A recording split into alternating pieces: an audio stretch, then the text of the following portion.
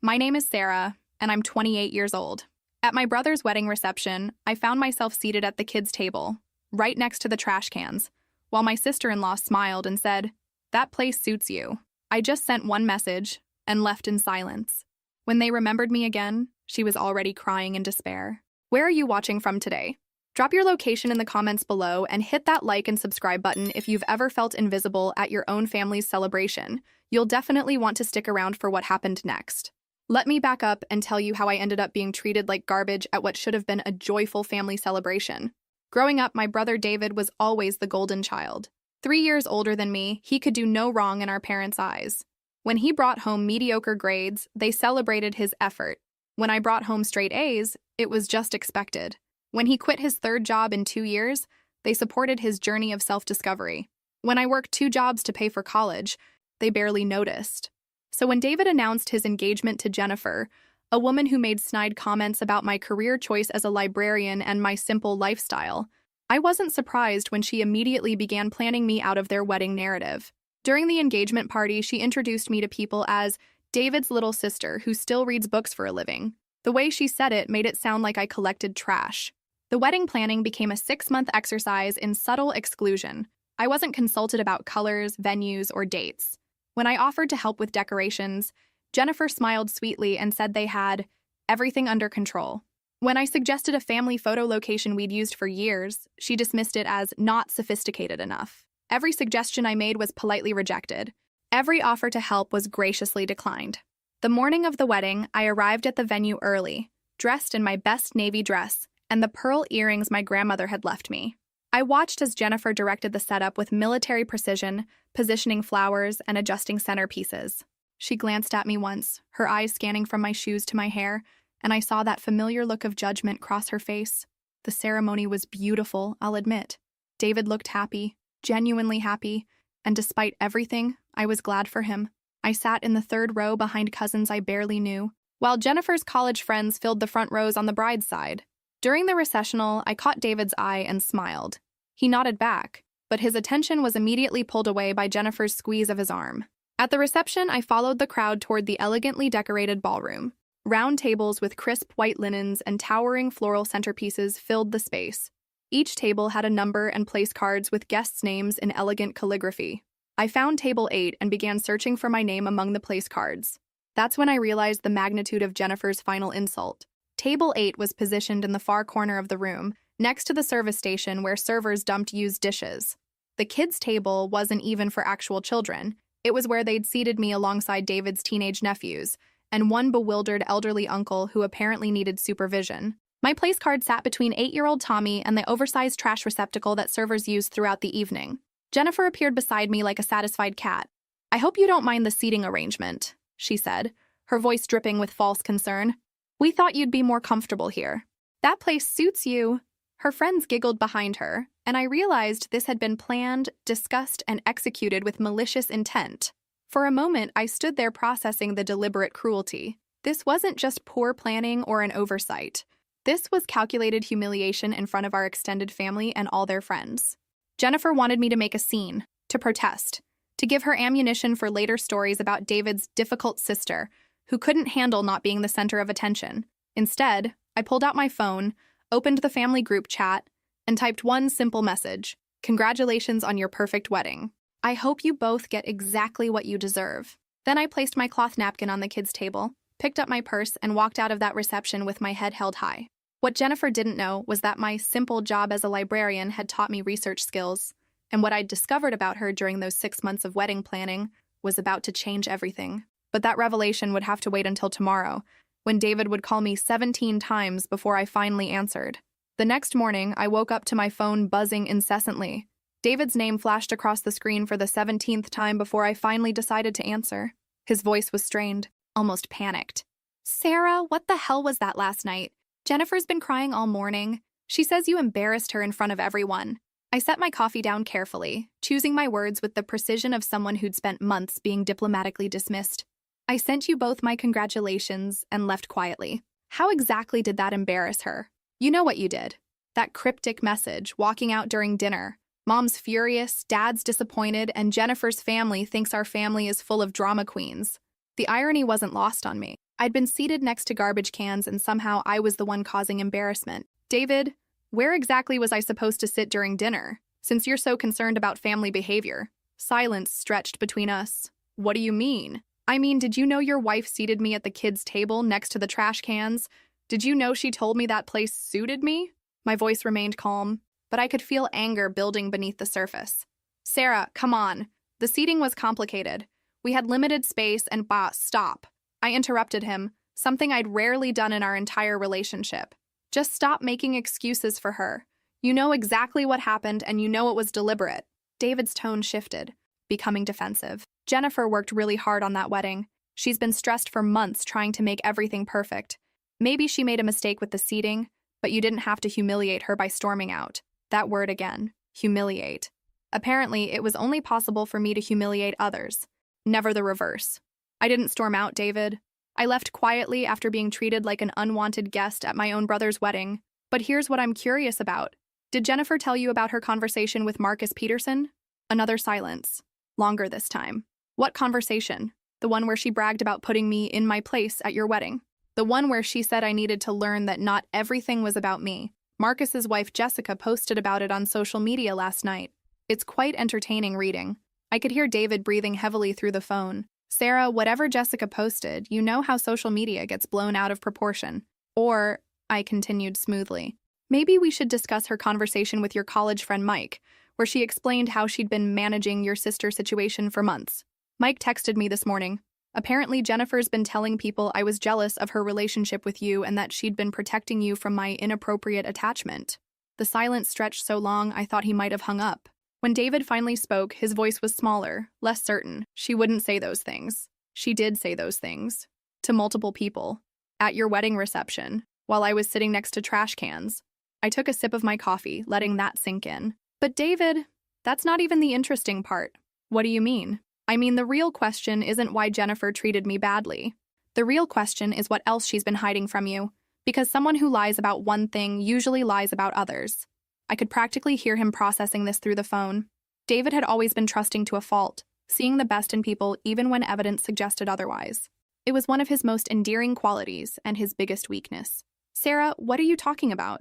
I'm talking about doing what librarians do best: research. Did you know Jennifer never actually graduated from Boston University like she told you? Did you know her previous engagement ended when her fiancé discovered she'd been stealing money from their joint account? Did you know she's currently 3 months behind on her student loan payments, despite telling you she paid them off last year? The phone went completely quiet. I imagined David sitting in his honeymoon suite, still in his pajamas, trying to process information that contradicted everything he thought he knew about his new wife. You're lying. His voice was barely a whisper. I'm not lying. I have documentation. Bank records that became public when she filed for bankruptcy 2 years ago. Employment records showing she was fired from her last job for embezzlement, though charges weren't pressed. And David? Her real name isn't Jennifer Marie Hartwell. It's Jenny Martinez, and she has a 5-year-old daughter living with her mother in New Mexico. The phone clattered, and I heard David's voice distant, muffled, like he'd dropped it. I waited, sipping my coffee, listening to the sounds of what I assumed was his world imploding. When he picked up the phone again, his voice was raw. How long have you known? 6 months. Since the day after she told me I wasn't sophisticated enough to help with wedding planning. I kept my tone neutral, factual. I started researching the day she made it clear she wanted me eliminated from your life. Amazing what public records can tell you about someone when you know where to look. Why didn't you tell me sooner? It was a fair question, one I'd asked myself repeatedly. Because you wouldn't have believed me. You would have thought I was jealous or vindictive or trying to sabotage your happiness.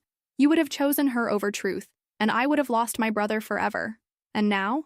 Now you're married to a woman who humiliated your sister at your wedding reception and lied about her entire identity. Now the choice is yours, but at least you're making it with complete information. David was quiet for a long time. When he finally spoke, his voice was hollow. What am I supposed to do with this? That's up to you, David. But whatever you decide, remember that I didn't create this situation.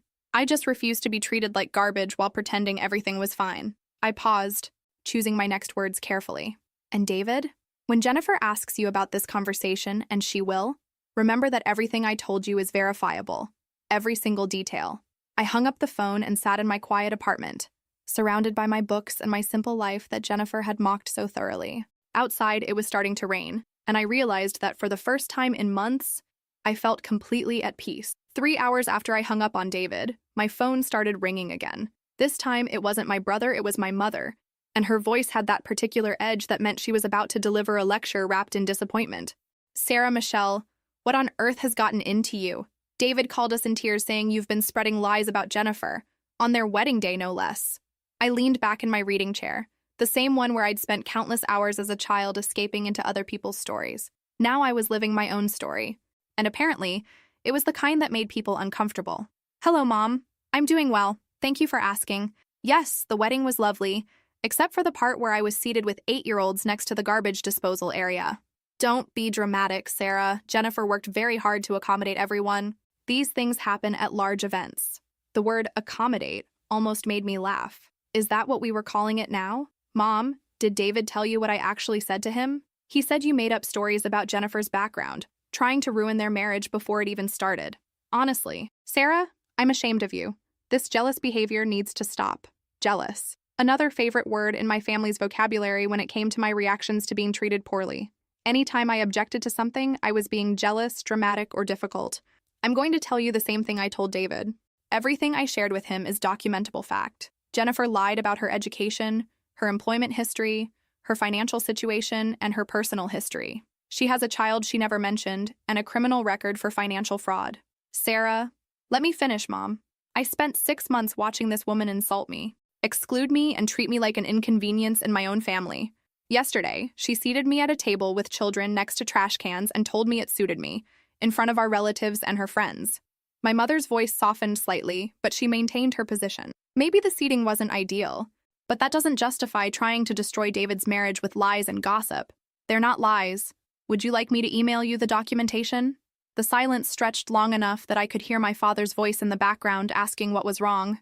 "You actually researched your brother's wife?" My mother's voice carried a mixture of horror and fascination. "I researched a woman who was systematically excluding me from my brother's life while lying about who she was.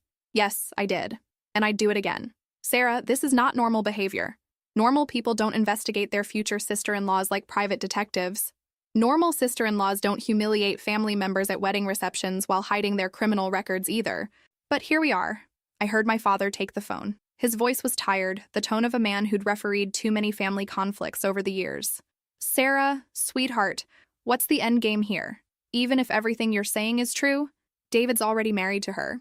What do you want to accomplish?" It was a good question, and one I'd been asking myself since the moment I walked out of that reception. I want David to know who he married.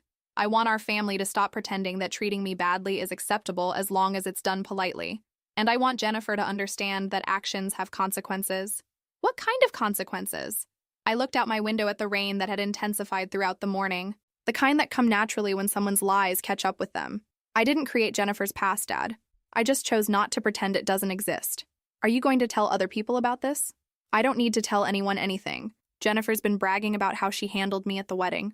Social media is already doing the work for me. My father sighed deeply. "Sarah, I love you, but this path you're going down, revenge, investigation, public embarrassment, this isn't who you are." "You're right, Dad. Who I am is someone who spent 28 years being accommodating, understanding, and quietly accepting poor treatment for the sake of family harmony. But yesterday, sitting at that kid's table while Jennifer's friends laughed at me, I realized that version of Sarah wasn't working out very well. So what now?" My mother had taken the phone back. "Now I wait. David has information he didn't have before. He can choose what to do with it, but I'm done pretending that keeping peace is more important than keeping dignity." After I hung up, I made myself lunch and settled in with a book. Around 2 o'clock, my phone buzzed with a text from my cousin Amy, who'd been at the wedding. "Jessica Peterson posted about Jennifer's comments last night. People are talking. This is getting messy fast." I texted back, "I'm not creating the mess. I'm just refusing to clean it up." An hour later, another text, this time from my college friend Mark. "Saw the wedding drama on social media. Are you okay? That seating situation looked brutal in the photos." Photos. I hadn't considered that people would photograph the seating arrangements, but of course they had. In the age of social media, everything was documented. I spent the rest of the afternoon in peaceful solitude, reading and occasionally glancing at my phone as notifications trickled in. People I hadn't heard from in years were reaching out, some offering support, others clearly fishing for gossip. By evening, the rain had stopped, and I decided to take a walk around my neighborhood. The air smelled clean and fresh, and for the first time in months, I felt like I could breathe easily. No wedding stress, no family drama to manage, no Jennifer to navigate around. When I returned home, there was a voicemail from David. His voice sounded hollow, exhausted. "Sarah, we need to talk. Not about what you told me. I mean, we do need to talk about that too. But first, I need to apologize. I saw the photos from the reception. I saw where Jennifer seated you, and I saw her laughing about it with her friends. I should have noticed. I should have protected you. I'm sorry." I saved the voicemail but didn't call him back. David was starting to see the situation clearly, but he needed time to process everything without me pushing or manipulating the outcome. Have you ever experienced that moment when you realize someone you trusted has been systematically undermining you while you bent over backwards to keep peace? Leave a comment below about how you handled it. Tomorrow would bring new developments, but tonight I was content to sit in my quiet apartment, surrounded by books and truth, knowing that sometimes the most powerful thing you can do is simply stop participating in your own mistreatment. Monday morning brought an unexpected visitor. I was preparing for work when my doorbell rang at 7:30 a.m. Through the peephole, I saw Jennifer standing on my front step, still in what looked like pajamas and a hastily thrown-on coat. Her usually perfect hair was disheveled, and her eyes were red-rimmed. I opened the door but didn't invite her in. "Jennifer, this is a surprise. We need to talk." Her voice was hoarse, probably from crying or yelling, possibly both. "Do we?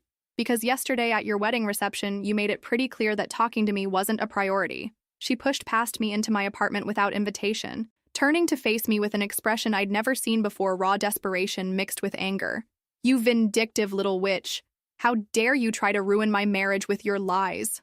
I closed the door calmly and leaned against it. Having Jennifer in my space, seeing her fall apart, was actually quite satisfying. Which lies would those be? "You know exactly what you did. David spent our entire wedding night questioning me about things that happened years ago. Things that have nothing to do with our marriage.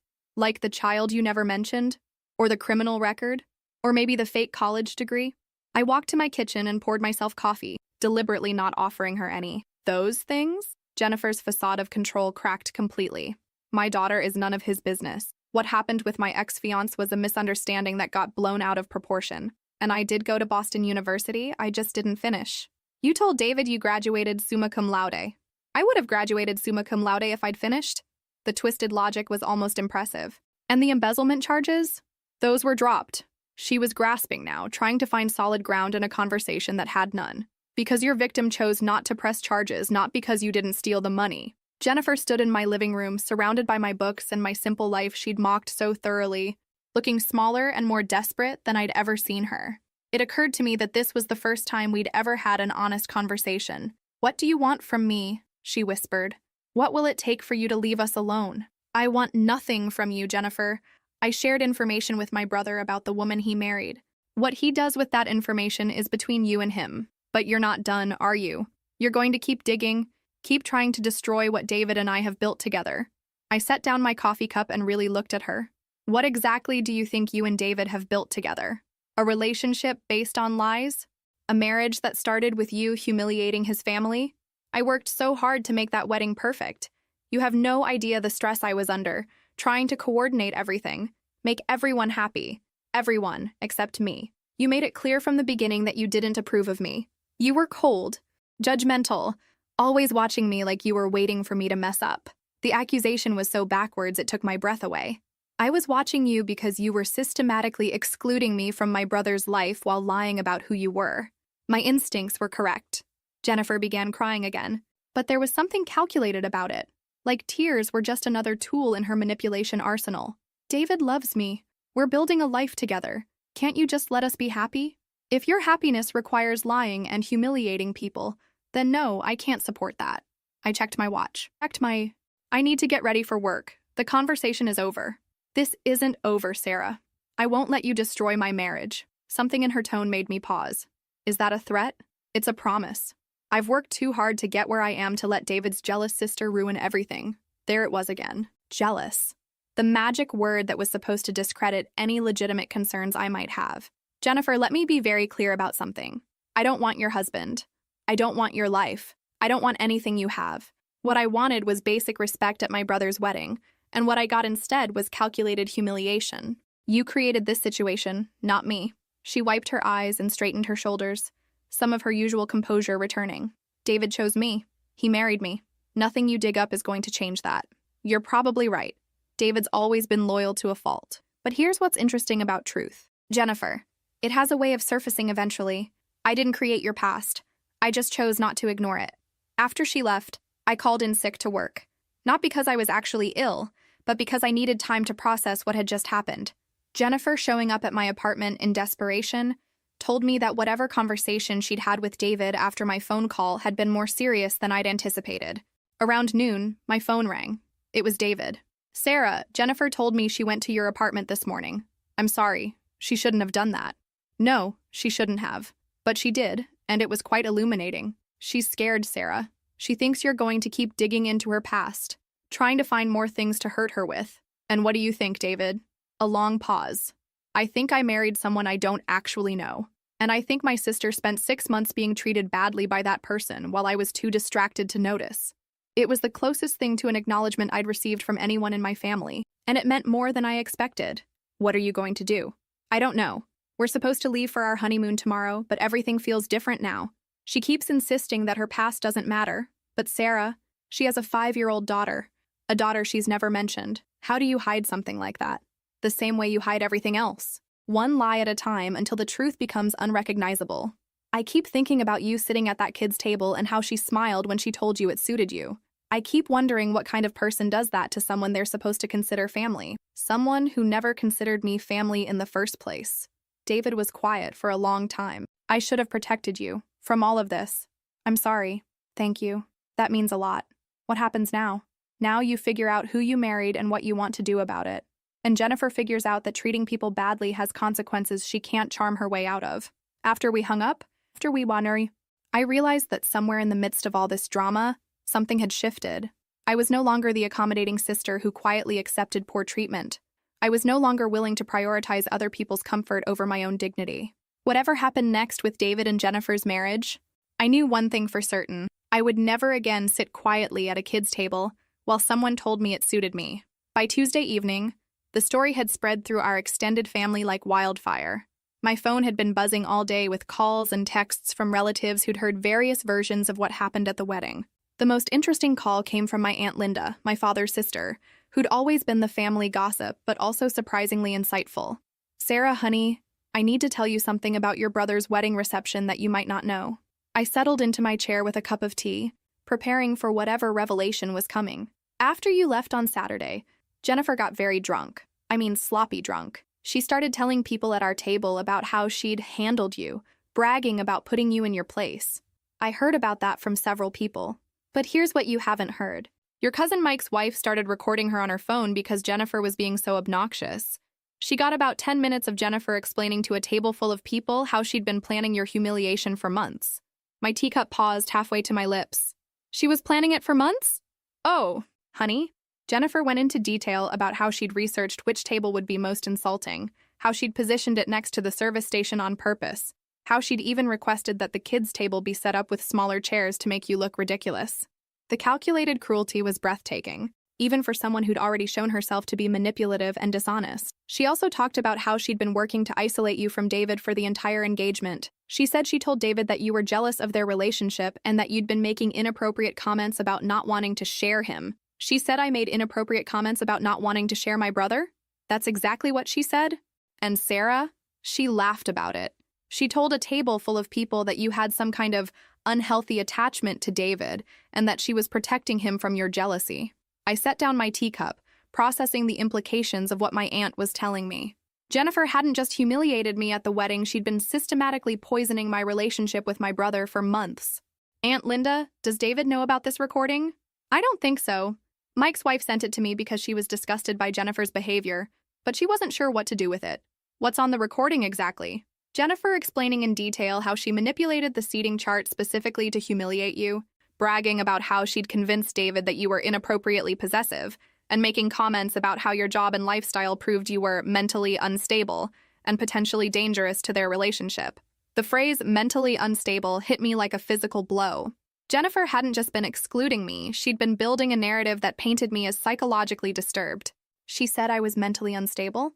She said, and I quote, "David's sister has obvious psychological issues. She can't handle seeing him with another woman, and I'm protecting him from her instability. Tonight proved that I was right to keep her away from us. I felt something cold settle in my stomach. This wasn't just about wedding seating or family dynamics. Jennifer had been constructing a story that could potentially affect my career, my relationships, my entire reputation. Aunt Linda, I need you to get me a copy of that recording. I already asked Mike's wife to send it to me. Sarah, I have to ask, what are you planning to do with this information? It was a fair question. What was I planning to do? Jennifer had escalated far beyond simple rudeness or family tension. She'd been deliberately sabotaging my relationship with my brother while building a case against my mental health. I'm going to make sure David knows exactly who he married and what she's been saying about his sister. Be careful. Honey, Jennifer strikes me as the type who doesn't go down without a fight. After my aunt hung up, I sat in my apartment thinking about the conversation. Jennifer's behavior had crossed every line I could imagine, but there was something else bothering me. If she'd been planning this humiliation for months, if she'd been poisoning David against me systematically, what else had she been planning? My phone buzzed with a text from David. Can we meet for coffee tomorrow? I need to ask you about some things Jennifer told me. I texted back. What kind of things? Things about your behavior during the engagement. Things that don't sound like you, but I need to understand what's been happening. So it was starting. Jennifer was going to try to discredit me preemptively, probably painting me as an unreliable source whose information about her past couldn't be trusted because of my mental instability. I called David instead of texting back. He answered on the first ring. David, what exactly did Jennifer tell you about my behavior during your engagement? Sarah, I don't want to get into this over the phone. What did she tell you? He sighed heavily. She said you've been inappropriate about our relationship, that you made comments about not wanting to share me, that you seemed jealous of our relationship in ways that concerned her. And you believed her? I didn't know what to believe. Some of the things she described sounded extreme, but she seemed genuinely worried about you. David, in our entire lives, have I ever given you any reason to think I had inappropriate feelings towards you? Or that I couldn't handle you being in relationships? A long pause. No, but Jennifer seemed so concerned, and she said you'd been subtle about it, that she'd noticed things I might have missed because I'm too close to the situation. The manipulation was masterful, I had to admit. Jennifer had positioned herself as the concerned party protecting David from a sister he was too naive to recognize as problematic. David, tomorrow I'm going to show you something that will explain everything Jennifer has been doing for the past 6 months. But first, I need you to think carefully about something. What? In all the time Jennifer was concerned about my behavior, did she ever suggest you talk to me directly about her concerns? Did she ever recommend that you and I have a conversation about whatever issues she was noticing? Another pause. Longer this time. No. She said it would be better not to confront you directly because it might make your behavior worse. Of course she did. Because the last thing Jennifer wanted was for you and me to have an honest conversation about what was actually happening. Sarah, what are you saying? I'm saying that tomorrow, when we meet for coffee, you're going to learn exactly how extensively your wife has been lying to you. About me, about herself, about everything. When I hung up, I realized that Jennifer had made a crucial error. In her eagerness to discredit me, she'd created evidence of her own deception and cruelty. And now I had documentation not just of who she really was, but of exactly how she'd manipulated my brother against his own sister. Tomorrow's coffee meeting was going to be very enlightening indeed. Wednesday morning, I arrived at our usual coffee shop 15 minutes early, clutching a folder that contained printed emails, public records, screenshots, and the video file my aunt had sent me the night before.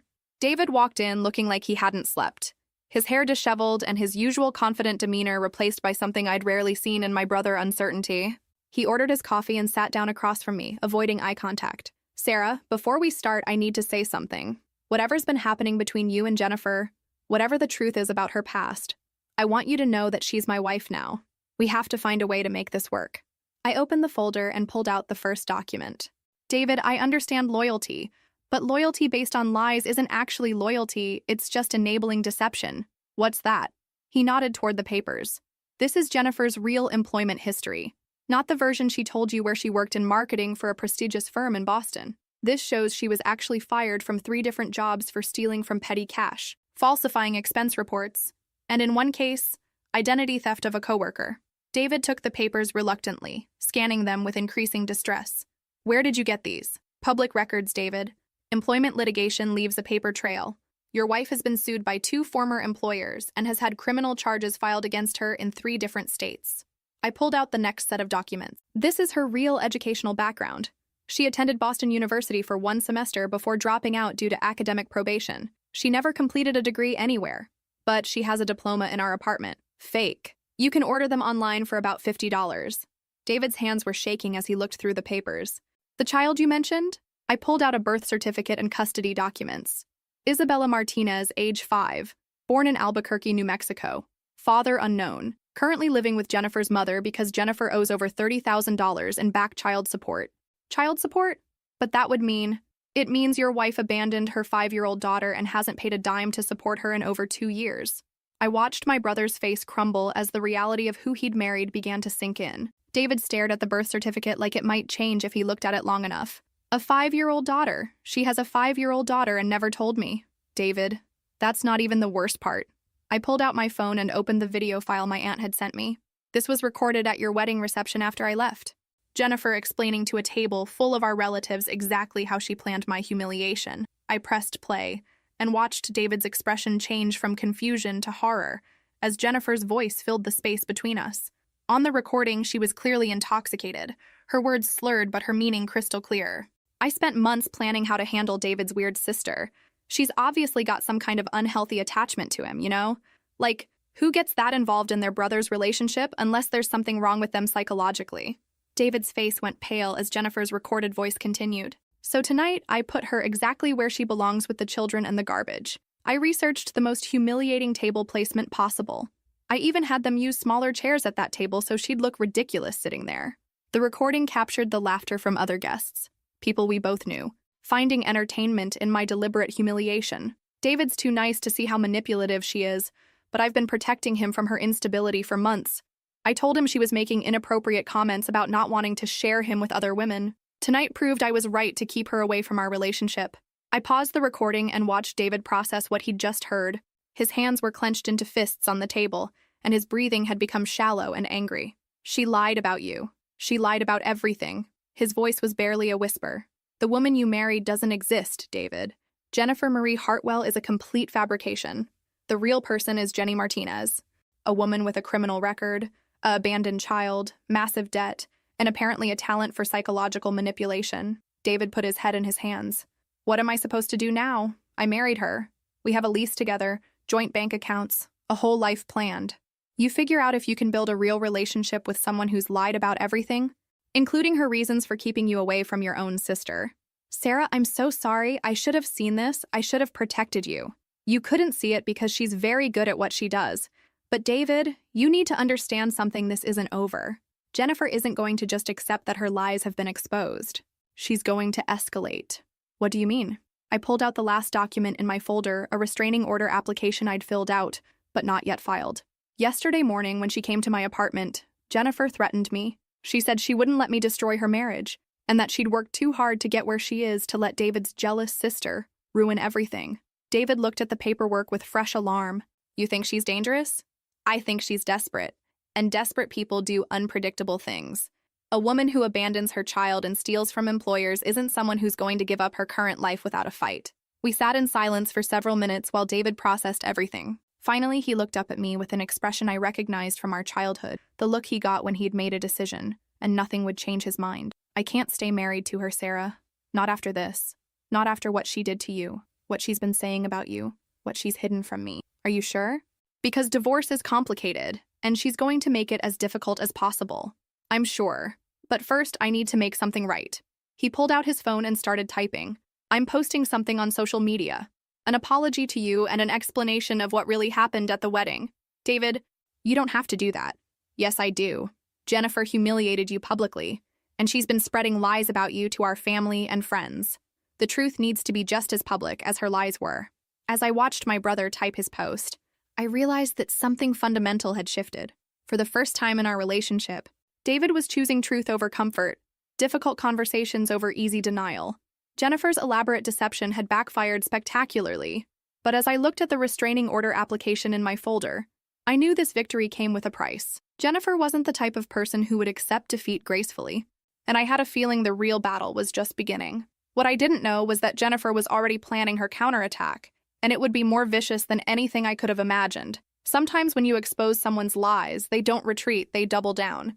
And Jennifer Martinez was about to show me exactly what doubling down looked like. Thursday afternoon brought the storm I'd been expecting. I was at work, helping a patron find resources on genealogy research when my supervisor, Mrs. Henderson, approached my desk with an uncomfortable expression. "Sarah, I need to speak with you privately.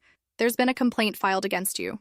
My stomach dropped, but I kept my voice steady. "What kind of complaint?" "Someone called the library board this morning claiming you've been using library resources to stalk and harass a member of the public. They've requested an investigation into your professional conduct." I didn't need to ask who had made the complaint. Jennifer's counterattack had begun, and she'd chosen to target my livelihood, the one thing I valued most besides my family relationships. "Mrs. Henderson, I can explain everything. May I see the complaint?" She handed me a typed letter on official-looking letterhead from Martinez Legal Services. Apparently, Jennifer had even created a fake law firm to lend credibility to her accusations. The complaint alleged that I had systematically used library computer systems and research databases to conduct unauthorized investigations into private citizens, constituting harassment and potential stalking behavior. It requested an immediate investigation and suggested I posed a danger to library patrons due to documented psychological instability. "Sarah, this is very serious. The board wants to meet with you tomorrow morning. Until then, you're suspended pending investigation." I read through the complaint again, noting how cleverly Jennifer had twisted my legitimate research into something sinister. She'd even included screenshots of what appeared to be search histories showing extensive background checks, though I suspected these were fabricated. "Mrs. Henderson, I need you to know that this complaint is completely false. It's being filed by someone who's retaliating against me for exposing her criminal background to my family." "Sarah, you're saying you did conduct background checks?" "On my brother's wife, yes. But I used public records and my own personal research skills, not library resources, and I had legitimate concerns about her past that proved to be accurate." Mrs. Henderson looked troubled. "Even so, the board has to take these allegations seriously. Please gather any documentation that might support your side of this story for tomorrow's meeting." I spent the rest of the afternoon creating a comprehensive file of everything that had happened. Jennifer's fake identity documents, David's social media posts defending me, the recording of her wedding reception comments, and most importantly, evidence that Martinez Legal Services didn't actually exist. That evening, David called me, sounding frantic. "Sarah, Jennifer's gone. She cleaned out our joint bank account and disappeared. But that's not the worst part. She left something for you." "What do you mean she left something for me?" "A letter. And Sarah, it's not good."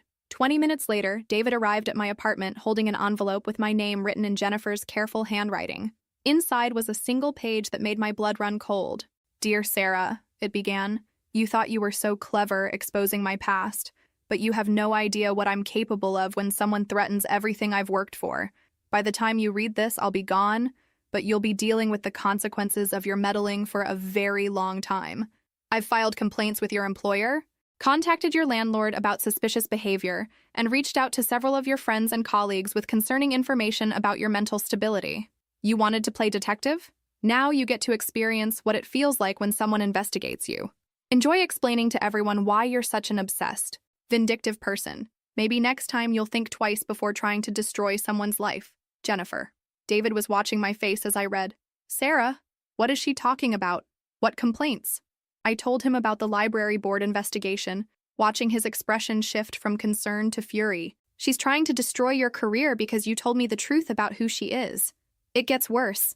She mentions contacting my landlord and my friends. Jennifer's systematic about revenge. She won't stop with just one complaint. As if summoned by our conversation, my phone started ringing.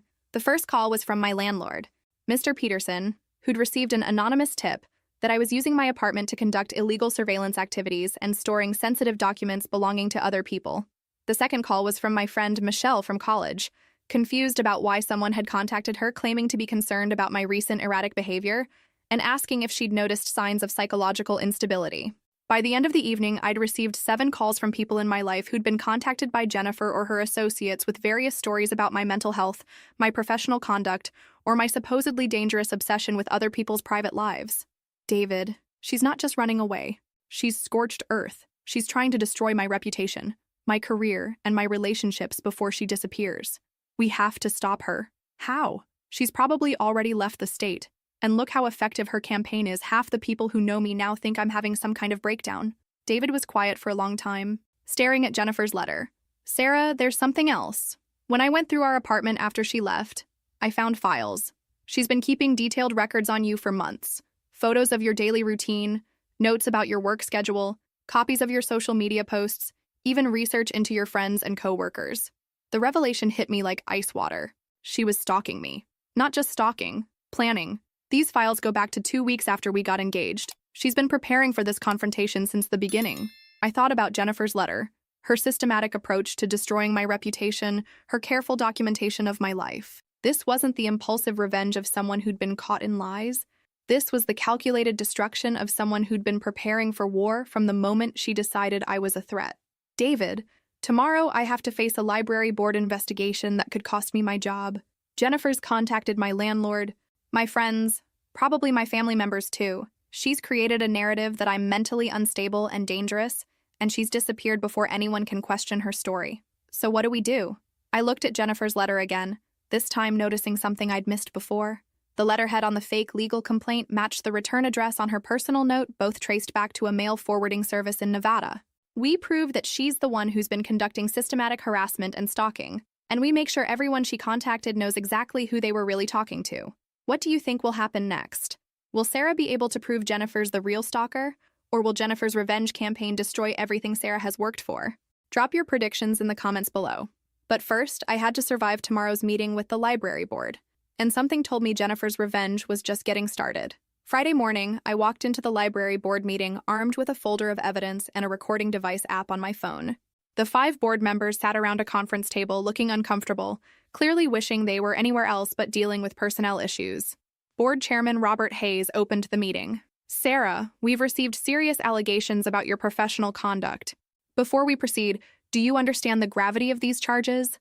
I understand that someone with a criminal record and a history of fraud has filed false complaints against me in retaliation for exposing her identity to my family. The board members exchanged glances. Clearly, they hadn't expected me to come out swinging. These are serious accusations, Sarah, said board member Patricia Yates. The complaint includes documentation of unauthorized research activities. I opened my folder and pulled out the first set of documents. Mrs. Yates, I've analyzed the so-called documentation. These screenshots of search histories have been digitally manipulated.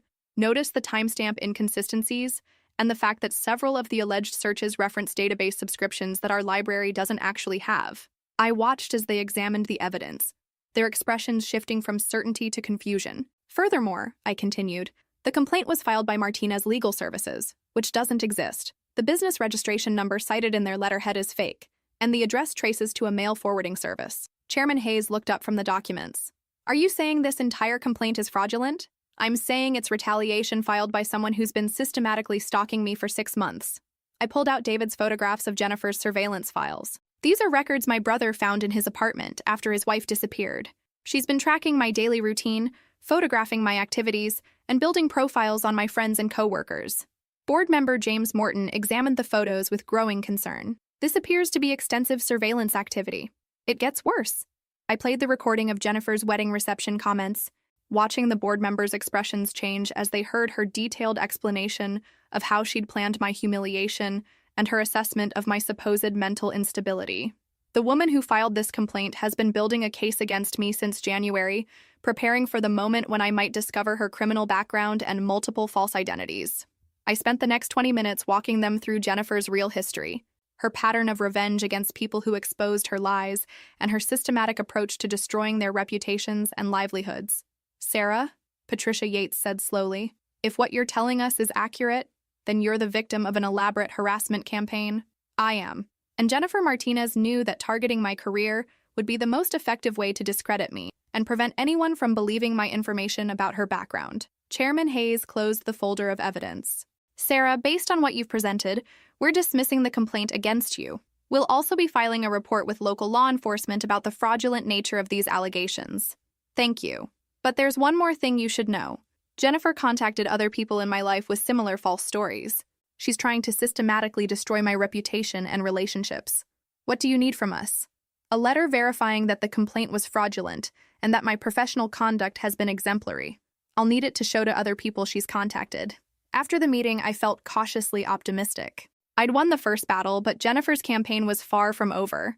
My phone had been buzzing all morning with calls from people she'd contacted, and I knew I'd spend the next week explaining the situation to everyone in my life. The first call I returned was to my landlord, Mr. Peterson, who'd been told I was conducting illegal surveillance activities from my apartment. Mr. Peterson, I need to explain what's really happening here. I gave him the condensed version of Jennifer's identity theft, her systematic stalking of me, and her revenge campaign. So the person who called me about suspicious activities was actually the one conducting surveillance. Exactly. And I have documentation proving everything I'm telling you.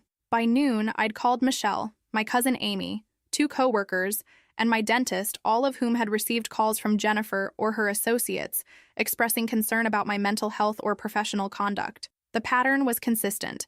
Jennifer presented herself as a concerned friend or family member who'd noticed troubling changes in my behavior.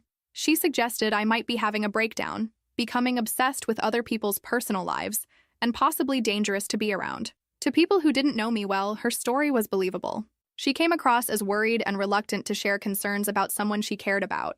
She had specific examples of my concerning behavior and official-sounding documentation to support her claims. But to people who actually knew me, her story fell apart quickly. Michelle laughed when I explained the situation. "Sarah, I thought it was weird when that woman called. She knew details about your life, but she got your personality completely wrong. She described someone paranoid and erratic, which is the opposite of how you've been your entire life." By the end of the day, I'd reached most of the people Jennifer had contacted. Some believed my version immediately. Others needed to see the evidence. A few seemed unsure what to believe and suggested I might need professional help to deal with this situation. That evening, David came over with updates on his own discoveries. I went through Jennifer's computer files more thoroughly. "Sarah, she's done this before." I found folders with research on at least 3 other people: her previous boyfriend, a former roommate, and a coworker from her last job. "What kind of research?" "The same kind she was doing on you. Detailed personal information, photos, social media monitoring, and what looks like systematic campaigns to damage their reputations when relationships ended badly." David showed me printed emails where Jennifer had reached out to employers, landlords, and personal contacts of her previous targets, always with the same story: concern about someone's mental health and potentially dangerous behavior. She has a system, Sarah. She builds detailed profiles on people close to her, gathers compromising information, and then deploys it strategically when she needs to eliminate threats or seek revenge. Did any of her previous victims fight back? One did. Her ex-boyfriend figured out what she was doing and tried to warn her next target. Jennifer filed a restraining order against him claiming harassment and stalking. She used his attempts to expose her as evidence of his obsession with her. The implications were chilling. Jennifer had turned defending yourself against her lies into evidence of the psychological instability she'd originally claimed to be concerned about. "David, she's not just smart, she's experienced. This isn't revenge, it's a systematic operation. What do we do now? We document everything and we prepare for escalation. Jennifer's pattern shows she doesn't stop until her target is completely discredited or too afraid to continue challenging her." As David left that evening, I realized that defeating Jennifer's revenge campaign wouldn't be enough. I needed to make sure she couldn't do this to anyone else. But first, I had to survive whatever she was planning next. And based on her previous patterns, the worst was yet to come. Saturday morning brought news that made my blood freeze. David called at 7 a.m., his voice shaking with anger and fear. "Sarah, Jennifer's escalated. She filed a police report claiming you've been stalking her and making threats. There's a warrant out for your arrest." I sat up in bed, suddenly wide awake. "What kind of threats?" "According to the report, you've been sending anonymous letters to her workplace, following her home and making verbal threats about harming her if she didn't leave town. She has photos, Sarah. Photos that supposedly show you near her apartment building." "David, I've never been to her apartment building. I don't even know where she works." "I know that, but the police don't. She's provided what looks like evidence of stalking behavior, and she's connected it to your documented history of mental instability from all those complaints she filed." This was Jennifer's masterstroke. She'd created a narrative where my exposure of her lies became evidence of my obsession. My research became stalking, and her revenge campaign became self-defense against a dangerous person. "David, where is she? I thought she'd left town." "She did, but she filed this report from Nevada claiming she had to flee because you were escalating your harassment. She's painted herself as a victim who was forced to abandon her new life because of your dangerous behavior." I got dressed quickly while staying on the phone with David. "What did the police say when you tried to explain the real situation?" "They said they'd investigate all claims thoroughly, but right now they have a formal complaint with evidence, and they have to follow protocol." "What kind of evidence could she possibly have?" "Photos of someone who looks like you outside her apartment building. Text message screenshots showing threatening messages from your phone number. Witness statements from people who supposedly overheard you making threats." The sophistication of Jennifer's frame job was terrifying. She'd created physical evidence, digital evidence, and human testimony to support her version of events. "David, none of that evidence is real.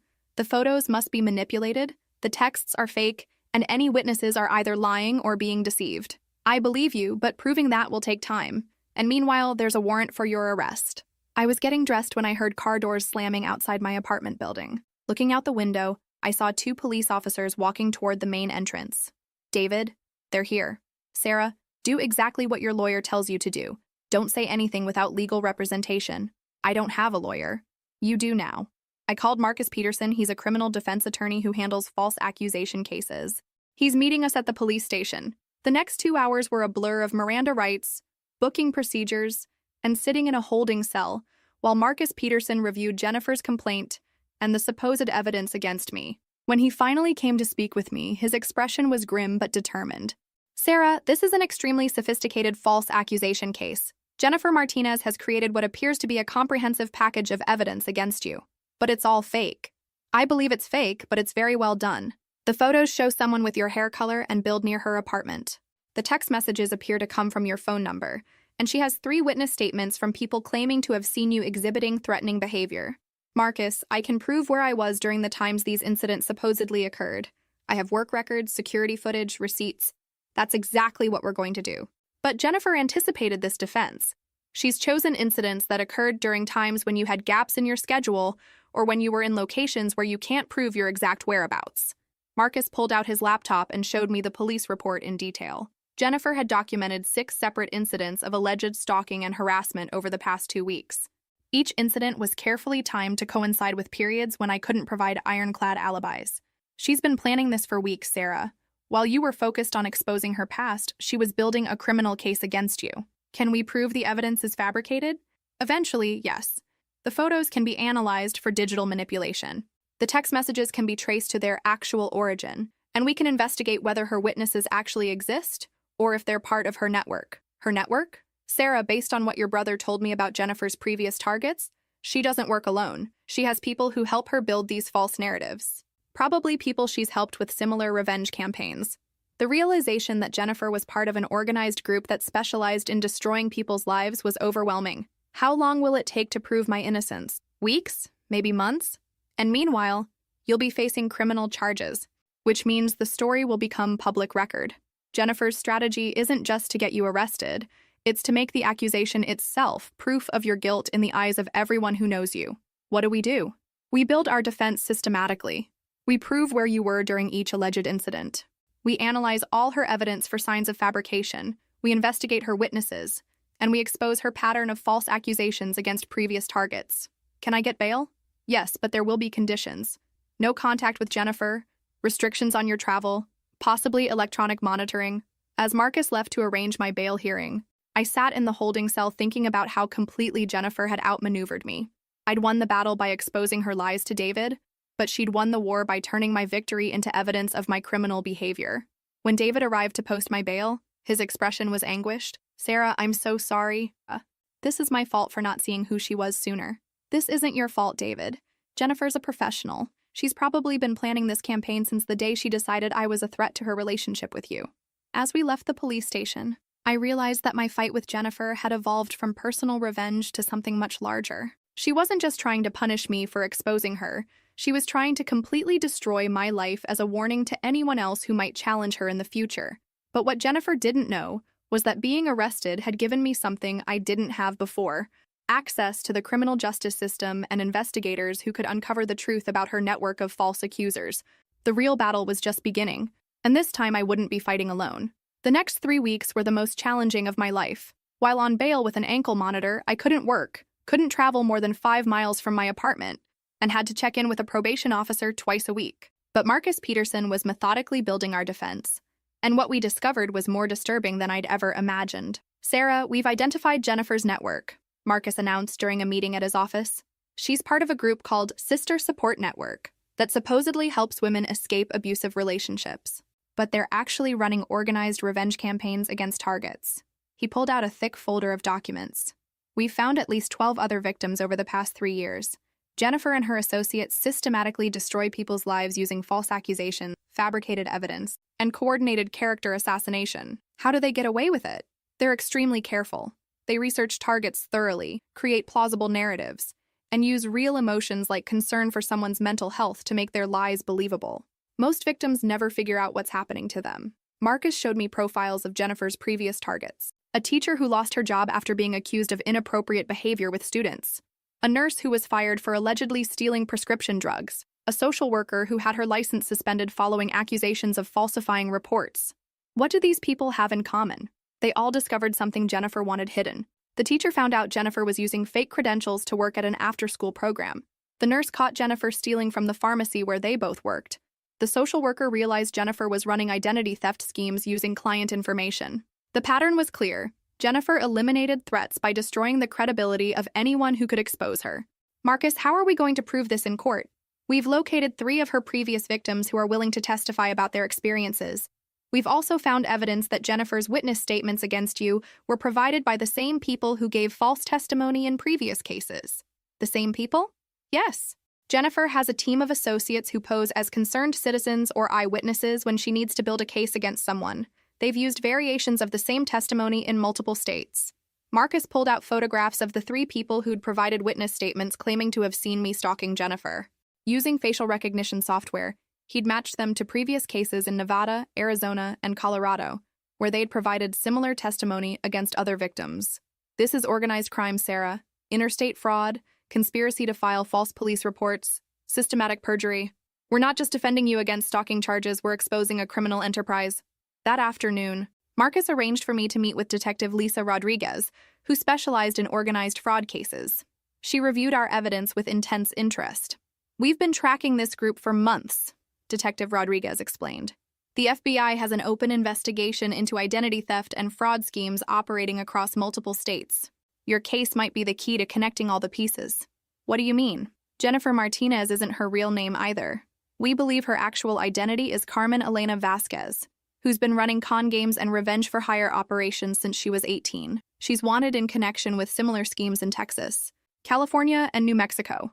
Detective Rodriguez showed me Jennifer's real criminal history. Arrests for fraud, identity theft, extortion, and conspiracy dating back over 10 years. She'd been using false identities to avoid prosecution while building increasingly sophisticated operations. Detective, if you knew about her criminal background, why wasn't David warned when he applied for a marriage license? She's been very good at staying ahead of law enforcement. She uses multiple identities, moves frequently, and her victims often don't realize they're being systematically targeted until it's too late to prosecute effectively. What happens now? Now we coordinate with the FBI to build a comprehensive case against the entire network. Your evidence, combined with testimony from other victims, should be enough to file federal charges for conspiracy and racketeering. That evening, David came to my apartment with news that changed everything. Sarah, Jennifer made a mistake. She contacted me from Nevada trying to convince me that you're actually dangerous, and that I should consider filing a restraining order against you for my own protection. She contacted you directly?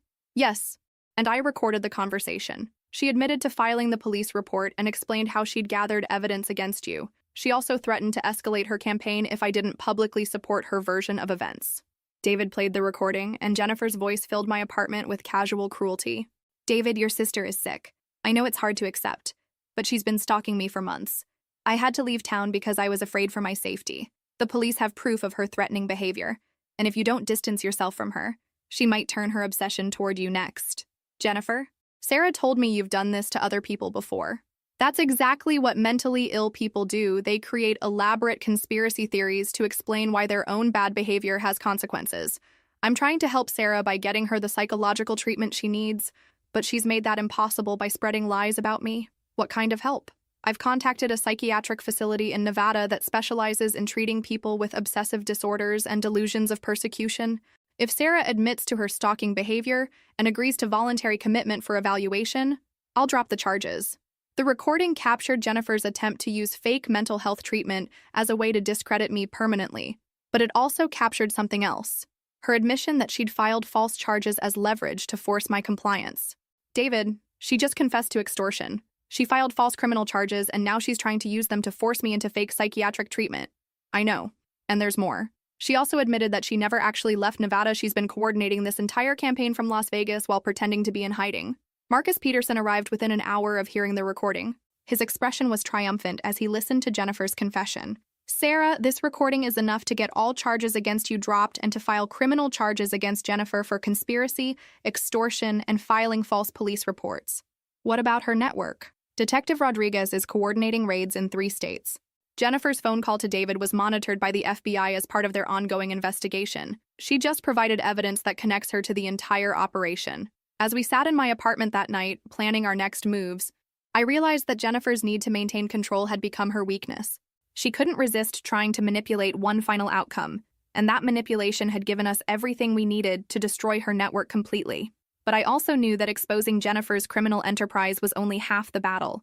I still had to rebuild my reputation, restore my relationships, and recover from weeks of public humiliation. The question was, would justice be enough to repair the damage Jennifer had inflicted on my life? The FBI raids happened simultaneously across 3 states at dawn on a Tuesday morning. I watched the news coverage from Marcus Peterson's office as law enforcement agencies arrested Jennifer and 6 of her associates in coordinated operations. "Sarah, it's over," Marcus said as we watched Jennifer being led away in handcuffs from a Las Vegas hotel. The federal charges include conspiracy to commit fraud, extortion, interstate transportation of stolen identities, and organized criminal enterprise. She's looking at 20 to 30 years in federal prison. Detective Rodriguez called within an hour with updates. We recovered Jennifer's computers and found detailed files on over 40 victims spanning the past 5 years. Your case was actually small compared to some of the operations they were running. What kind of operations?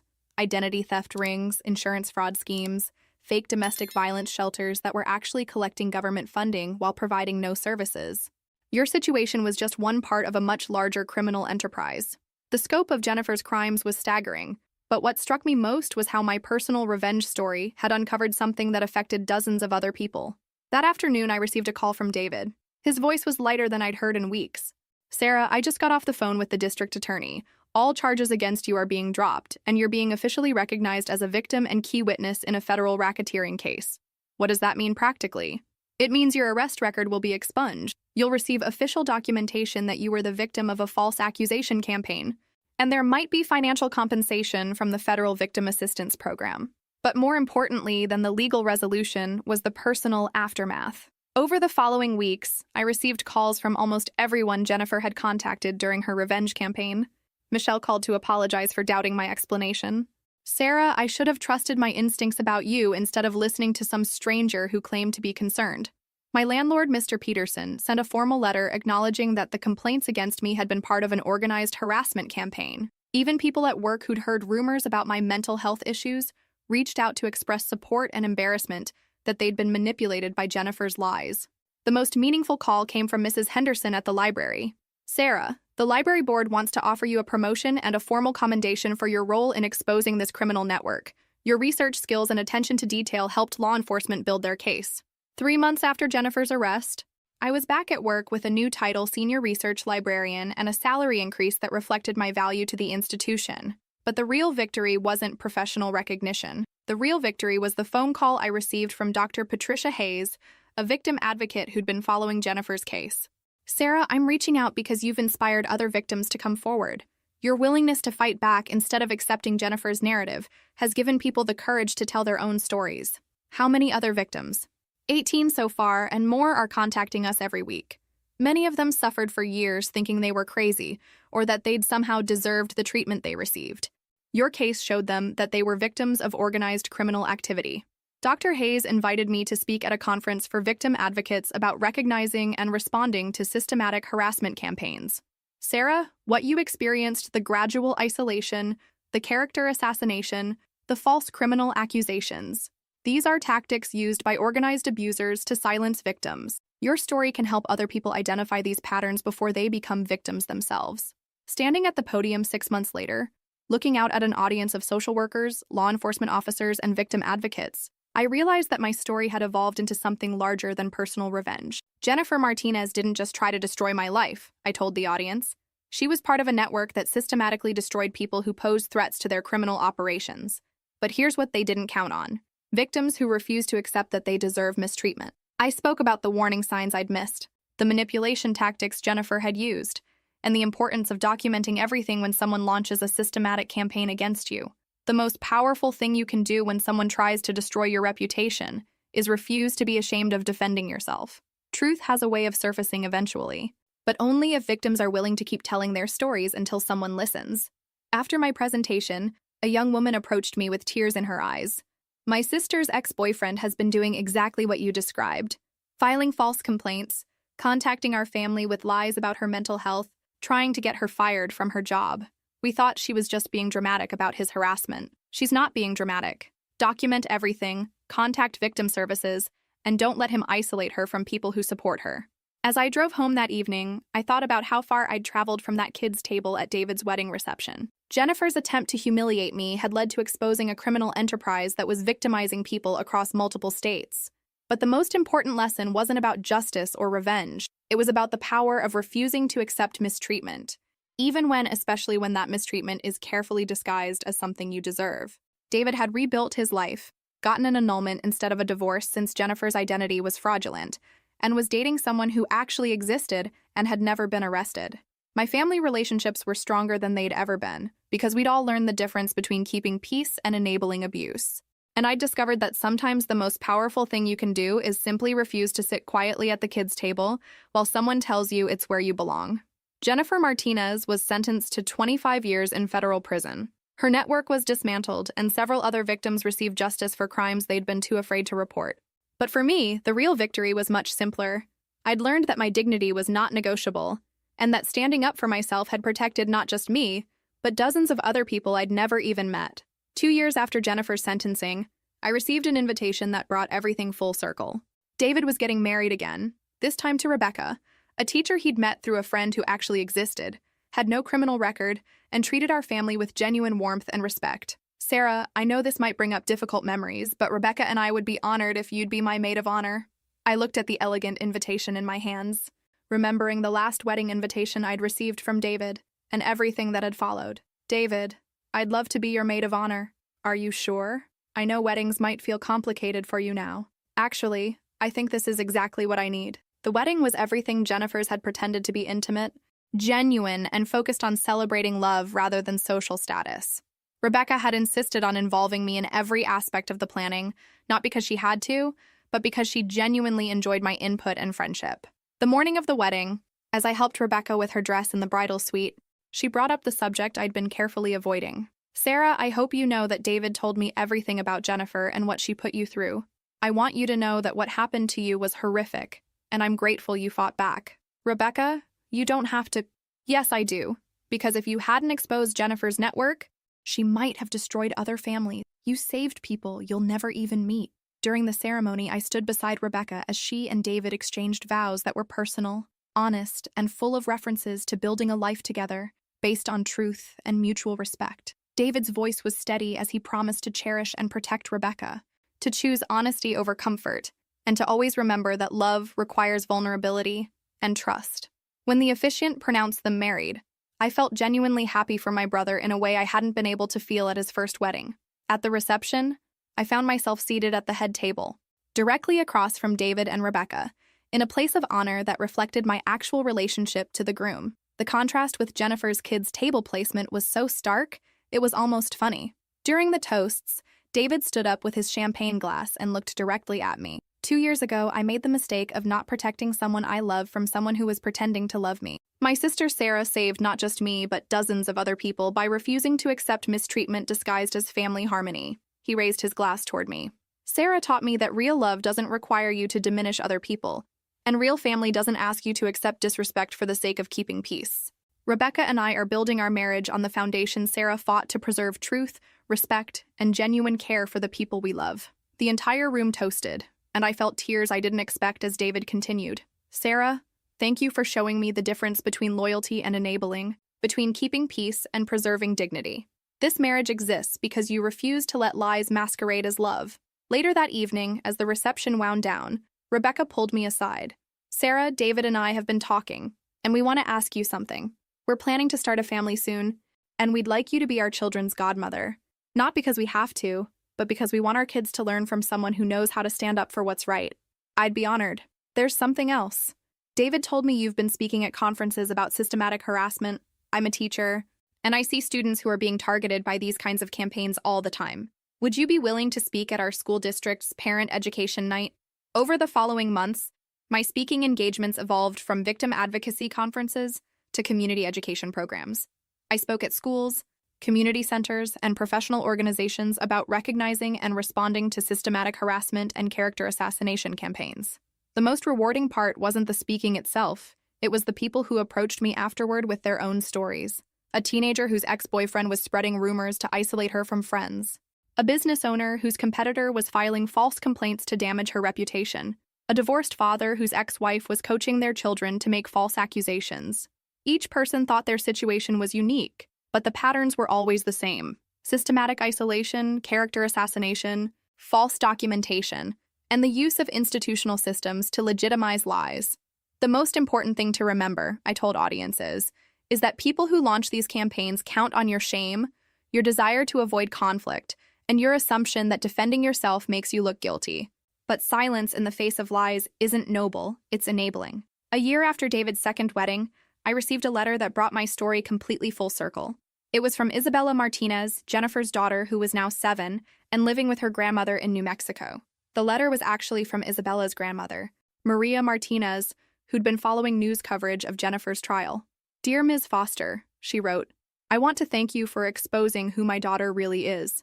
Isabella has been asking questions about her mother, and I've been struggling with how much truth a 7-year-old can handle. Your courage in standing up to Jennifer has given me the strength to be honest with Isabella about her mother's choices, while also protecting her from feeling responsible for them." Maria explained that she'd used the Victim Compensation Fund to provide Isabella with counseling and stability, and that she'd legally adopted her granddaughter to ensure Jennifer could never use her as leverage again. "Isabella is a bright, loving child who deserves better than the mother she was given. Because of your actions, she'll grow up knowing that standing up to bullies is not only right, but necessary to protect other people." The letter included a drawing from Isabella, a stick figure family with the words, "Thank you for keeping people safe," written in careful 7-year-old handwriting. That evening, I called David to tell him about the letter. "Sarah, do you realize what you've accomplished? You've protected a child you've never met from a mother who would have destroyed her life. I just refused to sit quietly at a kid's table. You did more than that. You proved that sometimes the most powerful thing you can do is simply refuse to accept that you deserve poor treatment." As I hung up the phone, I looked around my apartment, the same apartment where Jennifer had confronted me 2 years ago, where I'd been arrested on false charges, where I'd rebuilt my life and my relationships from the ground up. The books were the same, the reading chair was the same, but I was fundamentally different.